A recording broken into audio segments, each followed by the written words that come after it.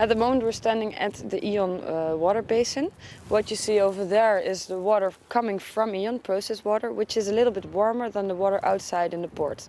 This warm water is needed by us to get the LNG warmed up. The benefits of using this water instead of normal water is the fact that the temperature of the water is a little bit higher, about 7 degrees centigrade.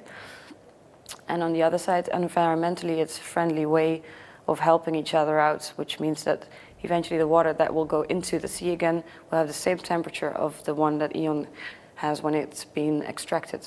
That way you have a cycle.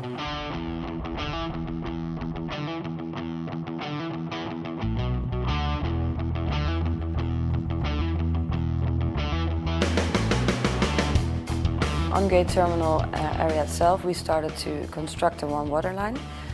This GRP connection will, on one side, be connected to the open rack vaporizer, and on the other side, it will be connected to the north shaft of the microtunnel.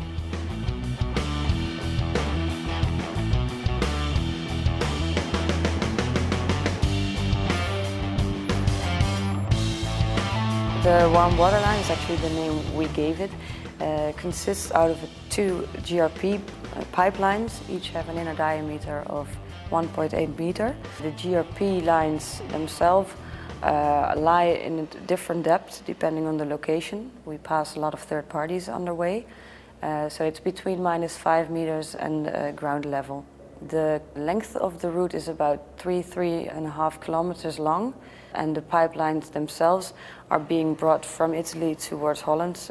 Every pipe part is 12 meters and every pipe part needs a different truck. So altogether you're talking about 600 trucks.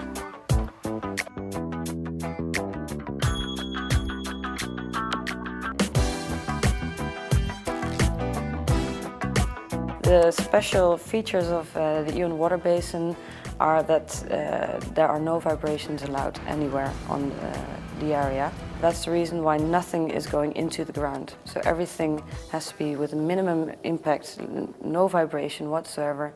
And that's the whole basis behind the construction of the framework in this way.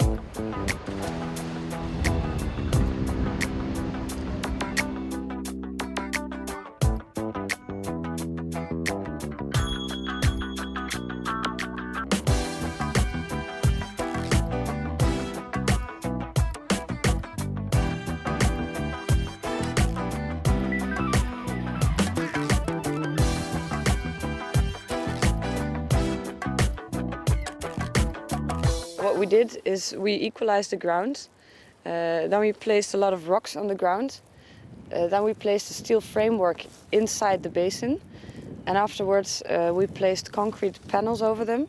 This was monitored by divers in the water. So eventually the big seawater pumps, 11 pieces, will be put in there. These will have a combined capacity of a maximum of 60,000 cubic meters of water per hour. This is going to Gate Terminal.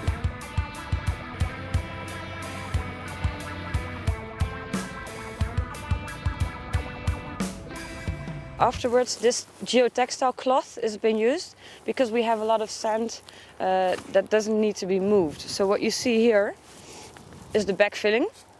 Eventually this will completely be backfilled and also substations and a chlorine tank will be placed on top of it.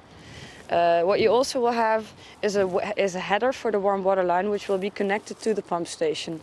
That will be done in a couple of months.